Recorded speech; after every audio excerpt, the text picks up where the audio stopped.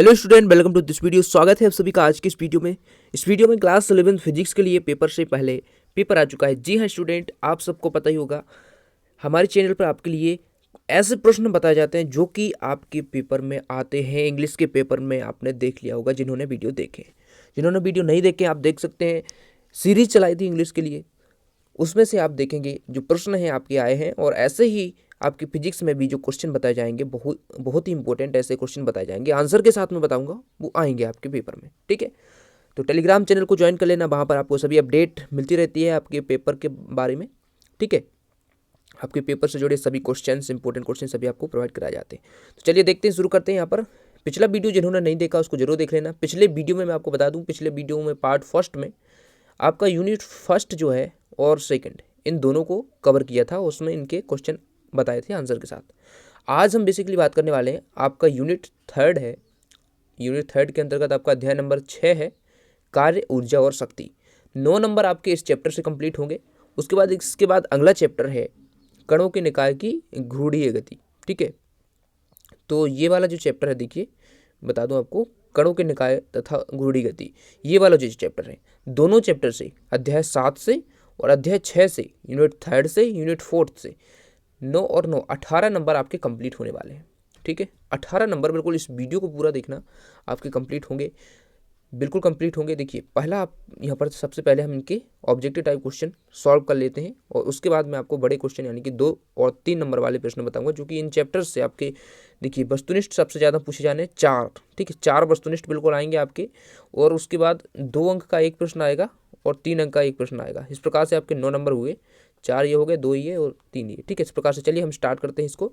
रिक्त स्थान पहले आपके दिए गए हैं, सबसे पहले इनके हम देखते हैं, और इनको आपको सुनना है, बिल्कुल सुनेंगे आप, याद हो जाएंगे आपको, इसलिए इनको एक बार जरूर सुनिए। आपने एक बार पढ़ रखे हैं तो रिवीजन के लिए भी सुनिए आप, क्योंकि सुनेंगे तो याद हो जाएंगे। देखिए पहला क्वेश्चन है, किसी वस्तु पर किया गया कार्य उसकी खाली स्थान में परिवर्तन के बराबर होता है, तो उसकी जो काइनेटिक एनर्जी रहती है, गतिज ऊर्जा, उसमें परिवर्तन के बराबर होता है। तो इसमें अपन गतिज ऊर्जा भर लेंगे। ठीक है, इसमें क्या भर लेंगे, गतिज ऊर्जा। ठीक है, गतिज ऊर्जा के परिवर्तन के बराबर होता है। पहले वाले में क्या भरेंगे, किसी वस्तु पर किसी वस्तु पर किया गया कार्य उसकी गतिज ऊर्जा में परिवर्तन के बराबर होता है। Change in kinetic energy equal to work. ठीक है, उसको देखेंगे किसी, यहाँ पर देखिए दूसरा क्वेश्चन आपको पूछा गया है, घर्षण द्वारा किया गया कार्य हमेशा क्या होता है, ऋणात्मक होता है। ठीक है, ये याद रखना आप, घर्षण के द्वारा जो भी कार्य किया जाता है वो आपका ऋणात्मक होता है। तो इसमें सेकंड वाले में आप ऋणात्मक भर लेंगे। उसके बाद देखिए बंद परिपथ में संरक्षी बल द्वारा किया गया कार्य क्या होता है, तो किसी भी क्लोज्ड जो परिपथ है उसमें देखिए जो संरक्षी बल द्वारा जो कार्य किया गया है वो शून्य होगा। ठीक है, 0 होगा, शून्य होगा, ये शून्य इसमें भर लेंगे आप थर्ड वाले में। कार्य करने की दर को शक्ति कहते हैं, ये बहुत ही इंपॉर्टेंट क्वेश्चन है, इस पर आप टिक लगा लीजिए बिल्कुल, ये आपका पूछा जा सकता है, इसके बहुत ही ज़्यादा चांसेस हैं, तो ये आपका शक्ति इसमें आप भर लेंगे। उसके बाद देखिए असंरक्षी बल द्वारा किया गया कार्य किस पर निर्भर करता है, तो ये आपका पथ पर निर्भर करता है कि किस प्रकार का पथ है। ठीक है, तो ये पथ पर निर्भर करता है। उसके बाद देखिए दृढ़ स्प्रिंग का स्प्रिंग नियतांक मृदु स्प्रिंग के स्प्रिंग नियतांक से क्या होता है, कम होता है कि अधिक होता है, तो अधिक होता है। ठीक है, तो इसमें आपको अधिक भरना है, अधिक। उसके बाद देखिए किसी बंद परिपथ में संरक्षी बल द्वारा किया गया कार्य, तो ये आपका होता है शून्य, किसी बंद परिपथ में संरक्षी बल के द्वारा। तो सेम क्वेश्चन आ गया थर्ड वाला और सेवंथ वाला। ठीक, अब देखते हैं सही विकल्प, देख लेते हैं सही विकल्प। देखिए निम्न में से ऊर्जा का मात्रक नहीं है, तो ऊर्जा का मात्रक कौन नहीं है, तो इसमें देखिए वाट ऊर्जा का मात्रक नहीं है, ये शक्ति का मात्रक है। बाकी सभी जूल, अर्क और इलेक्ट्रॉन वोल्ट सभी एनर्जी के मात्रक हैं। ठीक है, उसके बाद देखिए किसी निकाय की जो स्थितिज ऊर्जा बढ़ेगी, कब बढ़ेगी, तो इसमें आपको बताना है। तो देखिए जब बढ़ेगी जब निकाय द्वारा संरक्षी बल के विरुद्ध कार्य किया जाए, तो इसमें देखिए जब निकाय द्वारा संरक्षी बल के विरुद्ध कार्य किया जाए तो आपकी स्थितिज ऊर्जा है किसी निकाय की बढ़ती है। ठीक है, तो इसमें सी ऑप्शन आपका राइट आंसर हो जाएगा। अप्रत्यास्थ संघट्ट जो होता है उसमें संरक्षित क्या रहता है, तो उसमें आपका हमेशा याद रखना, आपका जो संवेग है वो संरक्षित रहता है, मोमेंटम। ठीक है, उसके बाद देखिए जब कोई संरक्षी बल किसी वस्तु पर धनात्मक कार्य करता है तो उसकी स्थितिज ऊर्जा क्या रहती है, तो वो हमेशा घटेगी। ठीक है, जब कोई संरक्षी बल किसी वस्तु पर धनात्मक कार्य करेगा तो उसकी जो काइनेटिक एनर्जी है जो उसकी काइनेटिक नहीं, सॉरी, इसमें पोटेंशियल एनर्जी हो, स्थितिज ऊर्जा है, वो आपकी घटेगी। ठीक है। उसके बाद देखिए, एक व्यक्ति किसी वस्तु को निम्नानुसार मार्ग से ए से बी तक पहुंचाता है, तो इसमें आपको बताना है कि इसमें किसके द्वारा किया गया कार्य सेम होगा, मतलब ज़्यादा होगा। तो इसमें आपको बताना है, तो देखिए तीनों ही पाथ वो जैसे ए से बी तक जा रहा है, इसमें भी ए से बी तक ही जा रहा है और इसमें भी ए से बी तक जा रहा है। लेकिन आप देख रहे होंगे कि जो उसकी हाइट है, मतलब एच है, उसके द्वारा सेम ही सभी में तय की जा रही है। मतलब जो दूरी है वो तो आप, मतलब गंतव्य तक वो जा रहा है, लेकिन जाना तो उसको बी तक ही है, चाहे वो इस प्रकार से जाए या सीधे ऐसे जाए या सीधे जाए। तो इसमें जो किया गया कार्य होगा वो आपका सभी में समान होगा। ठीक है, तो इसमें डी ऑप्शन इसका आंसर हो जाएगा। उसके बाद देखिए, एक वाक्य में उत्तर देख लेते हैं, तो चलिए हम इनको देखते हैं। देखिए, पहला क्वेश्चन आपका दिया गया एक शब्द या वाक्य में उत्तर का। पहला है क्वेश्चन, यदि कोई मशीन 10 सेकंड में 100 जूल कार्य करे तो उसकी शक्ति आपको बताना है। तो देखिए, शक्ति का फॉर्मूला लगा देंगे, इस प्रकार से होता है, शक्ति बराबर कार्य बटी समय होता है। तो शक्ति बराबर कार्य जो आपको दिया गया है वो 100 दिया गया है, देखिए, और सेकंड आपको 10 दिए गए हैं, तो 100 बटी 10 कर देंगे। ठीक है, तो देखिए यहाँ पर 100 बटे 10 करेंगे तो 10 वाट आपका शक्ति आ जाएगा। तो इस प्रकार से पहला जो है वो यहाँ से लेकर तक आपका यहाँ तक आंसर हो जाएगा। सेकंड क्वेश्चन पूछा है आपसे, कार्य का ऐसा ही मात्रक क्या होता है। तो कार्य का ऐसा ही मात्रक जो होता है वो होता है आपका जूल। ठीक है, तो ये आपका इसमें जूल हो जाएगा। थर्ड वाला शक्ति का ऐसा ही मात्रक, तो ये वाट होता है, याद रखिए आप। उसके बाद फोर्थ क्वेश्चन आपका पूछा गया है, जब बल और विस्थापन के मध्य अधिक कोण हो तो कार्य की प्रकृति कैसी होगी। तो ये ऋणात्मक होगी, ये आपका आंसर ऋणात्मक हो जाएगा। उसके बाद पांचवा क्वेश्चन आपसे पूछा गया है, स्प्रिंग नियतांक का मात्रक लिखिए। तो ये न्यूटन प्रति मीटर होता है, न्यूटन पर मीटर होता है, न्यूटन प्रति मीटर। ठीक है। उसके बाद छठवां क्वेश्चन पूछा गया है आपसे, द्रव्यमान ऊर्जा तुल्यता समीकरण क्या है। तो ये E=mc² जो आइंस्टीन ने दिया था, ये है। ठीक है। उसके बाद देखिए, सातवां क्वेश्चन है आपका, एक विमीय संघट्ट किसे कहते हैं। तो इसकी परिभाषा है, जब एक ही सरल रेखा में गतिशील दो पिंडों के बीच संघट्ट होता है तो उसे एक विमीय संघट्ट कहते हैं। क्वेश्चन जो है ऑब्जेक्टिव एक भी नहीं छोड़िएगा। और जो लोग अभी तक वीडियो में बने हैं वो कमेंट जरूर कीजिए, क्योंकि ये पढ़ने वाले बच्चे हैं जो लास्ट तक वीडियो को देखते हैं। क्योंकि जिसको केवल पेपर चाहिए, पेपर आपको कहीं नहीं मिलेगा, आपको पता ही है, क्योंकि पेपर ऐसे लीक नहीं होंगे, वार्षिक परीक्षा है, ऐसे थोड़ी है। ठीक है, तो पेपर आपको केवल आपको पेपर एग्जाम हॉल में ही मिलेंगे। इसलिए क्वेश्चंस को आप कंप्लीट कीजिए जो बताए जा रहे हैं, क्योंकि ये क्वेश्चंस ही आपके आएंगे, प्रश्न बैंक से ही आएंगे। आप यहाँ वहाँ भटकिए मत, सभी जो क्वेश्चन है बताए जा रहे हैं उनको अच्छे से आप कंप्लीट कीजिए और रिवीजन कीजिए। ठीक है। तो आठवां क्वेश्चन देख सकते हैं। आठवें क्वेश्चन क्या है, द्विविमीय संघट्ट किसे कहते हैं। तो द्विविमीय संघट्ट, दो विमा में होने वाले संघट्ट को द्विविमीय संघट्ट कहते हैं। ठीक है, तो ये आपके एक शब्द या वाक्य में उत्तर हो जाएंगे। अब देखिए, अति लघु उत्तरीय जो प्रश्नोत्तर, इस चैप्टर से आपके 2 नंबर का एक प्रश्न आएगा, इसलिए मैं 3 से 4 प्रश्न आपको बता देता हूँ ऐसे, जो कि बहुत ही इंपॉर्टेंट है। सभी नहीं बताऊंगा क्योंकि प्रश्न बैंक में काफ़ी ज़्यादा दिए गए हैं।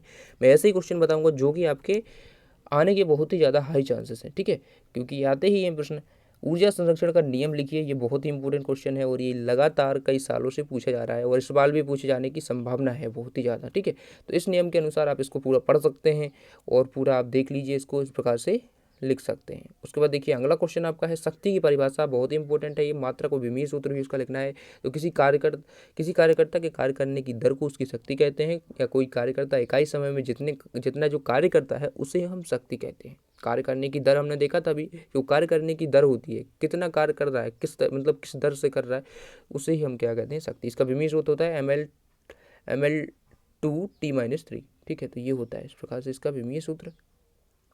उसके बाद थर्ड क्वेश्चन इसमें देखिए, फोर्थ वाला इसमें करना है आपको। ठीक है, थर्ड इसमें स्किप किया, फोर्थ वाला ज़्यादा इंपॉर्टेंट है। अप्रत्यास्थ संघट्ट क्या है। ठीक है, तो इसका आप देखिए इस प्रकार से इसको कर लेना है। अप्रत्यास्थ संघट्ट वे संघट्ट है जिसमें निकाय का संवेग तो संरक्षित रहता है किंतु गतिज ऊर्जा संरक्षित नहीं रहती। दैनिक जीवन में कीचड़ को छिटक कर दीवार पर चिपकाना और गोली का लक्ष्य के अंदर घुसकर रुक जाना अप्रत्यास्थ संघट्ट के उदाहरण हैं। कार्य ऊर्जा प्रमेय बिल्कुल 100% बहुत ही इंपॉर्टेंट है। कार्य ऊर्जा प्रमेय, ये आपकी वर्क एनर्जी थ्योरम जो है हर साल बिल्कुल पूछी जाती है, इसको बिल्कुल मत छोड़ना, कार्य ऊर्जा प्रमेय। ठीक है, तो किसी गतिमान वस्तु पर ये कार्य ऊर्जा प्रमेय आप देख लीजिए, बहुत इंपॉर्टेंट है, इसको बिल्कुल आप छोड़कर मत जाना। बाकी आप करें ना करें, इसको जरूर करके जाना। लघु उत्तरीय प्रश्नोत्तर आप देख लेते हैं इस चैप्टर के, जो 3 नंबर में एक पूछा जाएगा। तो देखिए, शक्ति के लिए आपको ये वाला जो क्वेश्चन है बहुत ही इंपॉर्टेंट है, इसको अच्छे से बिल्कुल करके जाना है। आपको सिद्ध करना है कि P=F∗V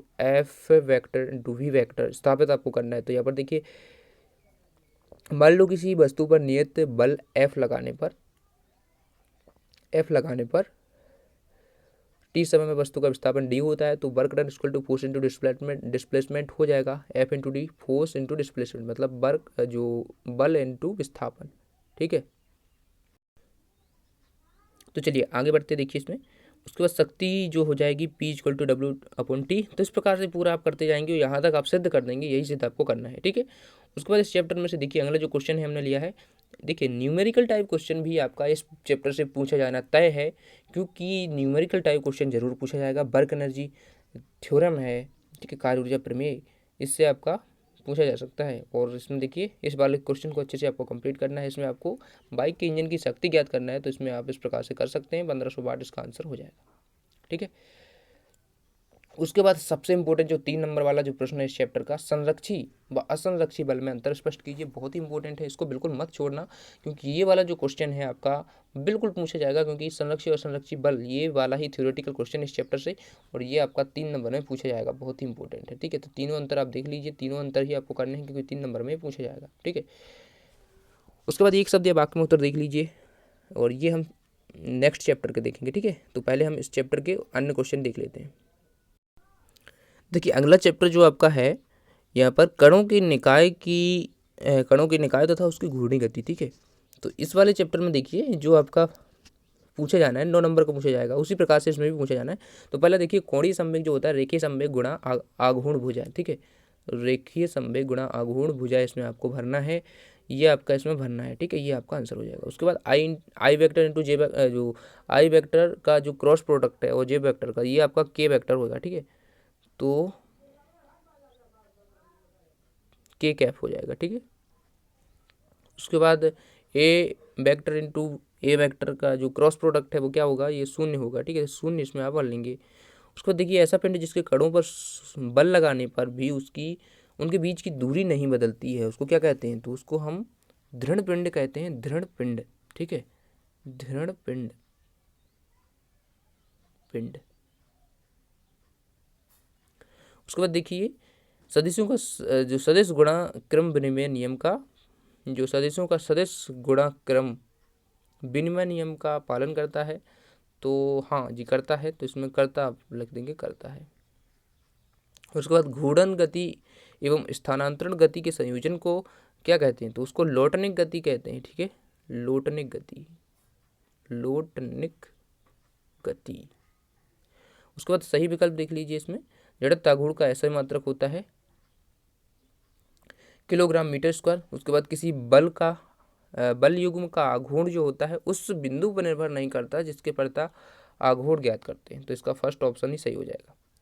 कोणीय संवेग का ऐसा मात्रक जूल इंटू सेकेंड होता है। ठीक है, उसके बाद देखिए एक दृढ़ पिंड को यांत्रिक संतुलन में होने के लिए उसमें क्या आवश्यक है, तो नेट बाह्य बल शून्य होना चाहिए और नेट बाह्य बल आघूर्ण शून्य होना चाहिए, दोनों ही होना चाहिए, तो ए और बी दोनों आवश्यक है। उसके बाद देखिए एक शब्द वाक्य में उत्तर देखते हैं और आगे के क्वेश्चन हम देखते हैं। तो देखिए आप देख सकते हैं एक शब्द वाक्य में उत्तर का पहला क्वेश्चन है, वह बिंदु जिसकी वक्रता किसी पिंड का कुल गुरुत्वीय बल आघूर्ण शून्य हो क्या कहलाता है, तो उसे हम कहते हैं, देखिए यहाँ पर देख सकते हैं आंसर दिया गया है द्रव्यमान, उसे हम कहते हैं। ठीक है, सेकंड क्वेश्चन का आंसर आप देख सकते हैं मध्यिकाओं का कटान बिंदु है, और सेकंड क्वेश्चन जो है आपका किसी त्रिभुज का द्रव्यमान केंद्र त्रिभुज के किसी विशेष बिंदु पर स्थित होता है, तो उसे हम कहते हैं माध्यिकाओं का केंद्र बिंदु। ठीक है, देख सकते हैं आप, कटान बिंदु। थर्ड क्वेश्चन है आपका किसी पिंड का द्रव्यमान केंद्र और गुरुत्व केंद्र कब संपाती नहीं होगा, तो इसका आंसर देखिए यह यदि वस्तु बड़ी हो तो। ठीक है, तो इसका यदि वस्तु बड़ी हो यह आंसर हो जाएगा।